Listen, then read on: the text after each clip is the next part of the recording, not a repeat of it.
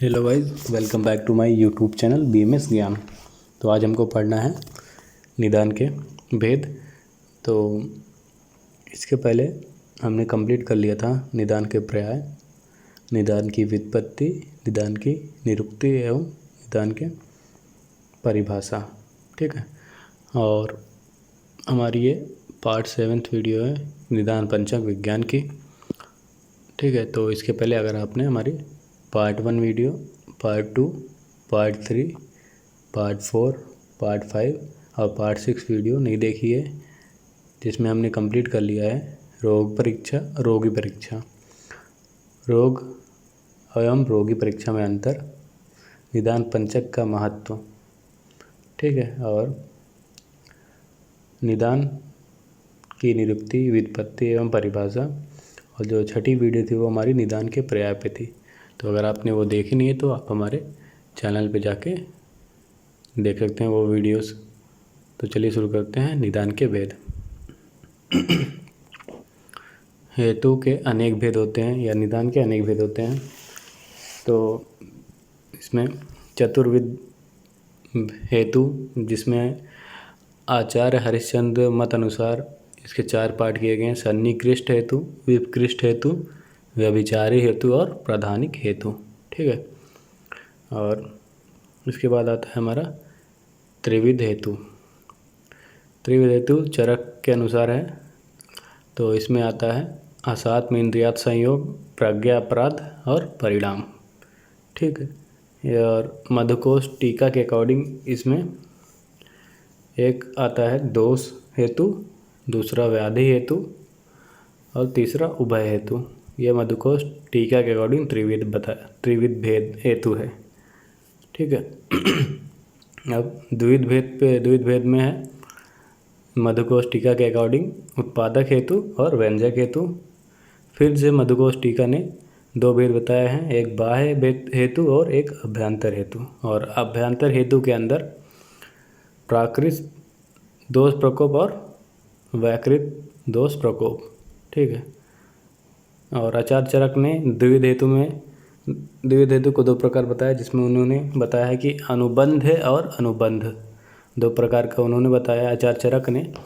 और लास्ट है हमारा एकविध हेतु, जिसमें आता है आस्यापकर्ष। ठीक है, और गति भेद से भी दोष की भेद बताए गए हैं, जिसमें ऊर्ध्वगति, अधोगति और तिर्यक गति चरक ने बताया है।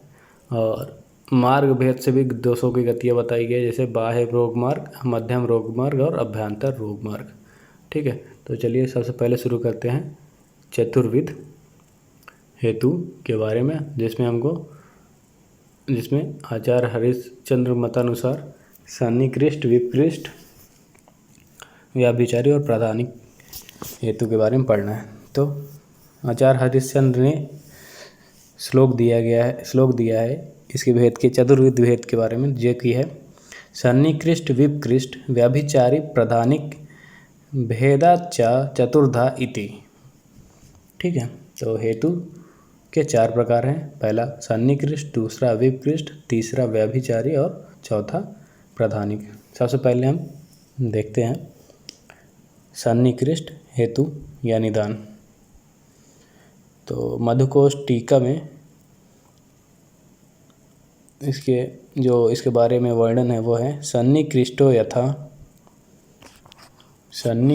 यथा नक्तं दिनर्तु भुक्ता साम दोष प्रकोपस् हेतुः न ते चयादि कम अपेक्षन्ते। ठीक है, ये मधुकोश टीका इसके बारे में दी गई है सन्निकृष्ट निदान के बारे में। इसका जो अर्थ होता है वो है कि सन्निकृष्ट जो होता है वो निकटवर्ती, मतलब रोगों की उत्पत्ति के साथ सीधा संबंध या साक्षात संबंध रखने वाला होता है सन्निकृष्ट निदान। जैसे रात्रि निदान तथा भोजन के आधार पर दोष प्रकोप हेतु के 3 विभाग किए गए हैं, जिसमें दिन के आदि में कफ, जैसा कि हमने फर्स्ट ईयर में पढ़ा है कि दिन के आदि में शुरुआत में कफ बढ़ा रहता है, मध्य में पित्त और अंत में मतलब सायंकाल में वात का प्रकोप होता है। ठीक, उसके उसी के अब दिन का हो गया। अब रात्रि का देखते हैं। रात्रि के आदि में कफ, रात्रि के आदि में, रात्रि के शुरुआत में वो कफ बढ़ा रहता है। और मध्य में पित्त 12 से लेके 3 बजे या 2 बजे तक, तथा अंत में वात का प्रकोप, ये सुबह का टाइम रहता है तो वात का प्रकोप रहता है। और भोजन के बारे में जो फर्स्ट ईयर में पढ़ा था कि भोजन के आदि में, मध्य में व अंत में, अंत के 3 विभाग आम, पच्यमान व पक्व क्रमशः कफ, पित्त, वात दोष प्रकोप के होते हैं। तो भोजन के आदि में कफ बढ़ा रहता है, भोजन के मध्य में पित्त और भोजन के अंत में वात का प्रकोप रहता है। भोजन की जो प्रथम जहाँ भोजन की जो विभाग होते हैं वो पहला आमाशय में होता है, फिर पच्यमान और पक्वाशय में। तो आमाशय में कफ बढ़ा जो आदि में होगा पाचन, और पच्यमान में पित्त का और पक्वाशय में वात का। इस प्रकोप के लिए संचय की आवश्यकता नहीं होती, इसका यही स्वभाव है। ठीक, ये स्वभाव ये, इसमें संचय की अवस्था नहीं होती है। अब दूसरा देखते हैं विपकृष्ट हेतु या विपकृष्ट निदान। तो मधुकोश टीका में इसके लिए जो वर्णन है वो है विपकृष्टो यथा हेमंते निचिता श्लेष्मा वसंते कफ रोगकृत, अर्थात रोगों की उत्पत्ति में सीधा संबंध विपकृष्ट निदान का नहीं होता है। विपकृष्ट का अर्थ है दूरवर्ती और वहाँ सन्निकृष्ट का अर्थ था निकटवर्ती। ठीक है, तो इसका विपृष्ट का अर्थ हो गया दूरवर्ती।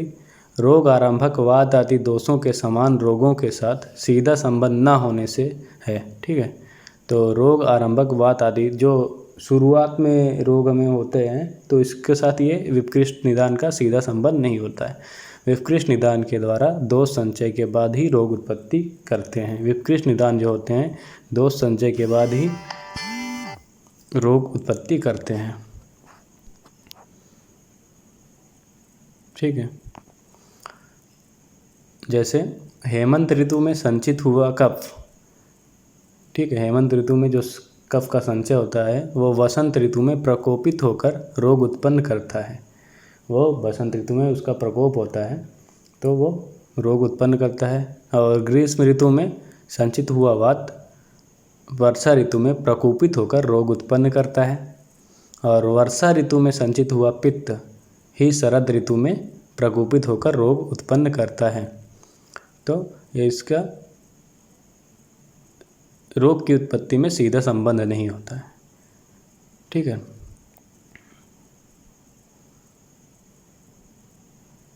अब थर्ड है हमारा व्यभिचारी निदान।